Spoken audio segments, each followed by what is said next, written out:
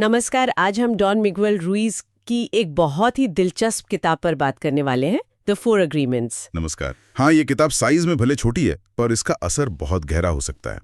ये प्राचीन टोल्टेक ज्ञान पर आधारित है। बिल्कुल। और इसका दावा भी बड़ा है कि सिर्फ 4 सुनने में बड़े सीधे सरल समझौते हमारी जिंदगी को पूरी तरह बदल सकते हैं, शांति, क्लैरिटी, आज़ादी ला सकते हैं। हाँ, और ये आज़ादी वाली बात अहम है। किताब का जो कॉन्टेक्स्ट है वो ये है कि हम में से ज़्यादातर लोग कहीं ना कहीं अपराध बोध, डर, दूसरों की उम्मीदों के बोझ तले जी रहे होते हैं, एक तरह की अदृश्य जेल में। बिल्कुल।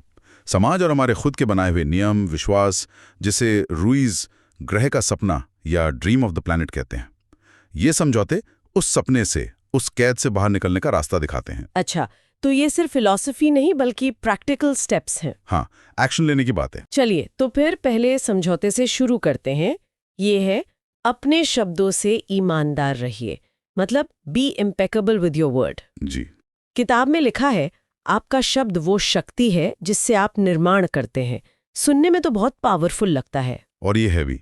इम्पेकेबल का मतलब यहाँ सिर्फ सच बोलना नहीं है, इसका रूट मीनिंग है बिना पाप के। बिना पाप के मतलब ऐसा कोई शब्द इस्तेमाल ना करना जो खुद के या किसी और के खिलाफ जाए। रुइस कहते हैं कि शब्द जादू की तरह हैं। जादू कैसे? वो या तो वाइट मैजिक हो सकते हैं, मतलब अच्छा असर डालने वाले, प्यार और सच्चाई फैलाने वाले, या फिर ब्लैक मैजिक। ब्लैक मैजिक जैसे गॉसिप करना, किसी की बुराई करना, नफरत फैलाना, डर पैदा करना।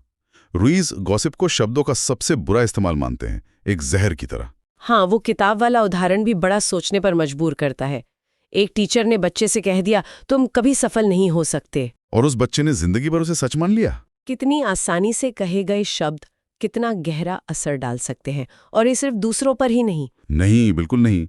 शायद सबसे खतरनाक ब्लैक मैजिक वो है जो हम खुद पर इस्तेमाल करते हैं। खुद पर? हाँ। जैसे खुद को कोसना। हाँ, खुद को कोसना, अपनी कमियां गिनाना, ये सोचना कि मैं काफी नहीं हूं, मैं ये नहीं कर सकती या कर सकता।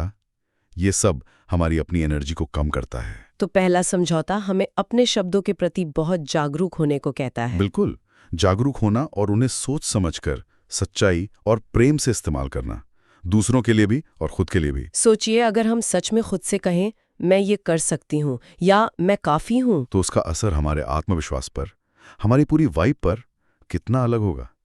ये सेल्फ रिस्पेक्ट की नींव है। तो ये सिर्फ सच बोलने से कहीं ज्यादा गहरी बात है, शब्दों का रचनात्मक इस्तेमाल।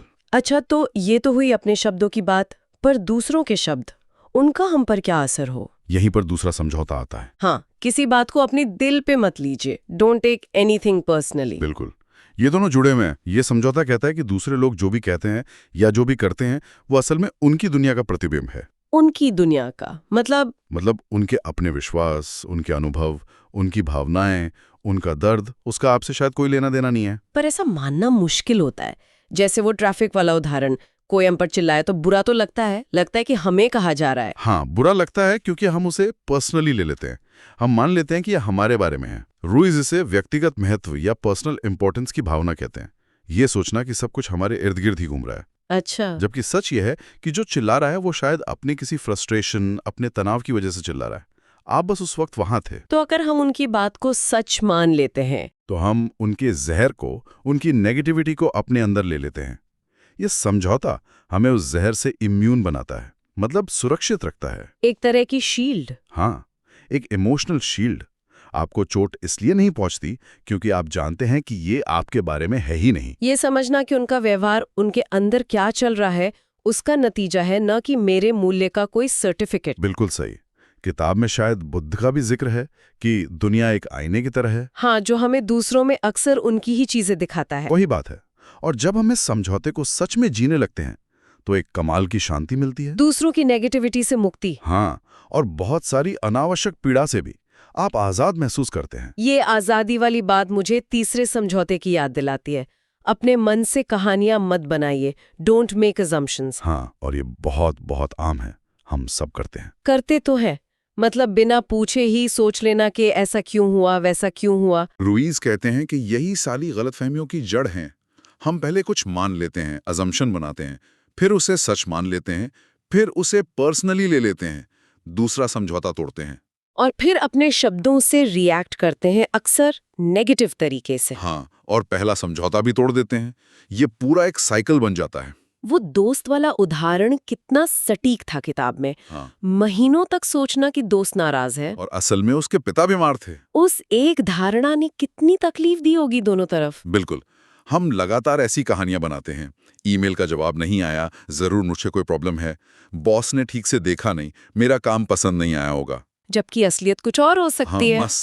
हो सकती है। इसीलिए तीसरा समझौता कहता है, पूछने की हिम्मत करो, क्लैरिटी मांगो। मानने के बजाय पूछना। हाँ, क्या सब ठीक है? मुझे ऐसा महसूस हुआ, क्या ये सही है? ऐसे सीधे सवाल कितनी सारी प्रॉब्लम को शुरू होने से पहले ही खत्म कर सकते हैं। तो धारणाएं बनाने से न सिर्फ रिश्ते बिगड़ते हैं, बल्कि हमारी अपनी शांति भी भंग होती है। हम फालतू के विचारों में उलझे रहते हैं। बिल्कुल। हम उन ख्याली पुलावों में खो जाते हैं जिनका सच्चाई से लेना देना नहीं होता। अजम्पशन से बचकर हम चीजों को वैसे ही देख पाते हैं जैसी वो हैं। इससे रिश्ते भी बेहतर होते होंगे, ज्यादा खुले, ज्यादा भरोसे वाले। हाँ, क्योंकि आप सीधे बात करने लगते हैं बजाय मन में कहानियां बनाने के। ठीक है, तो पहला शब्दों का सही इस्तेमाल, दूसरा कुछ भी पर्सनली ना लेना, तीसरा अजम्पशंस न बनाना, और चौथा है हमेशा अपना बेहतरीन कीजिए। Always do your best. ये सुनने में तो सीधा लगता है, अपना बेस्ट करो। हाँ, पर इसमें भी एक गहरा पैच है। रुइज ये साफ करते हैं कि आपका बेस्ट या सर्वश्रेष्ठ हमेशा एक जैसा नहीं होता। मतलब जिस दिन आप पूरी तरह स्वस्थ हैं, एनर्जी से भरे हैं, उस दिन आपका बेस्ट शायद बहुत ज्यादा हो। और जिस दिन थके हैं या बीमार हैं, उस दिन आपका बेस्ट शायद कम होगा। और वो ठीक है। पॉइंट ये नहीं है कि आप हमेशा टॉप परफॉर्मेंस दें। पॉइंट ये है कि आप उस पल में, उन हालातों में जो भी आपसे बन पड़ता है वो पूरी ईमानदारी से करें। तो ये परफेक्शन के पीछे भागना नहीं है। बिल्कुल नहीं। ये अपने आप से ईमानदार रहना है। किताब में वो आर्किटेक्ट वाला उदाहरण था, किसी दिन क्रिएटिविटी कम है तो भी वो उस दिन जितना कर सकता है उतना करता है। हाँ। और इसका सबसे बड़ा फायदा क्या है? क्या?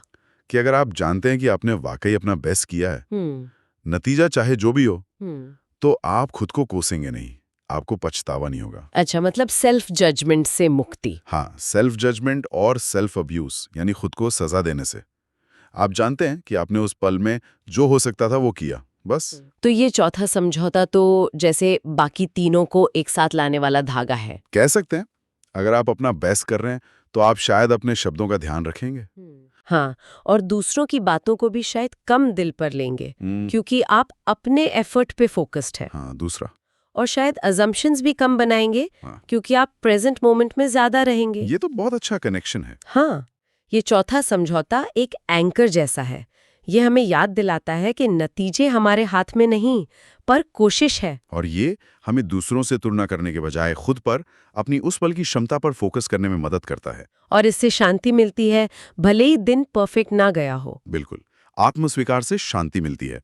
तो अगर हम इन चारों को जोड़कर देखें, अपने शब्दों से ईमानदार रहना, कुछ भी पर्सनली ना लेना, अजम्पशंस ना बनाना और हमेशा अपना बेस्ट करना, तो इन सब का निचोड़ क्या है? मतलब ये सब किस तरफ ले जाते हैं? ये सब ले जाते हैं पर्सनल फ्रीडम की तरफ। व्यक्तिगत स्वतंत्रता। किस चीज से? बाहरी हालातों से नहीं है, बल्कि हमारे अपने मन के बनाए बंधनों से। दूसरों की राय के बोझ से आजादी, अपराध बोध, शर्म, इनसे। हाँ, अपराध बोध, शर्म, गलत फहमियां, डर, और सबसे बढ़कर हमारे अंदर जो एक जज बैठा है, जो हमें हमेशा जज करता रहता है, और एक विक्टिम जो हमेशा बेचारा महसूस करता है, इनसे आजादी। ये समझौते हमें दिखाते हैं कि हम अपनी कहानी खुद लिख सकते हैं। बिल्कुल। हम अपनी जिंदगी के ड्राइवर बन सकते हैं। चलिए एक बार फिर से दोहराते हैं इन चारों को। पहला, अपने शब्दों से ईमानदार रहिए। दूसरा, किसी बात को दिल पे मत लीजिए। तीसरा, कहानियां मत बनाइए, मतलब अजम्पशंस मत बनाइए। और चौथा, हमेशा अपना बेहतरीन कीजिए। सुनने में वाकई बहुत सिंपल लगते हैं। भी सिंपल, पर इनको जीना, प्रैक्टिस करना, वही असली चुनौती है और वही असली बदलाव है। हाँ, किताब में भी यही कहा है कि ज्ञान समझना एक बात है, अमल में लाना दूसरी। जी, और ये भी कि असली आध्यात्मिकता अक्सर बहुत जटिल चीजों में नहीं, बल्कि ऐसी ही सीधी सरल बातों को गहराई से जीने में मिलती है। तो ये 4 समझौते एक तरह का गाइड बन सकते हैं, खासकर जब जिंदगी मुश्किल लगे या लोग समझ ना आए। हाँ, एक तरह का कंपास जो हमें वापस सही दिशा में ला सकता है। बिल्कुल।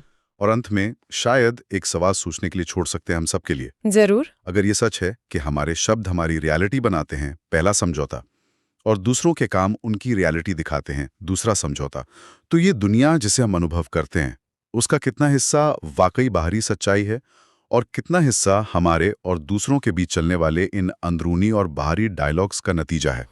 दिलचस्प सवाल है। और क्या होता है जब हम होश में रहकर इन समझौतों को इस्तेमाल करके इन डायलॉग्स की क्वालिटी बदलने की कोशिश करते हैं? क्या हमारी महसूस की जाने वाली रियलिटी बदल सकती है? कैसे? इस पर सोचना काफी कुछ सिखा सकता है।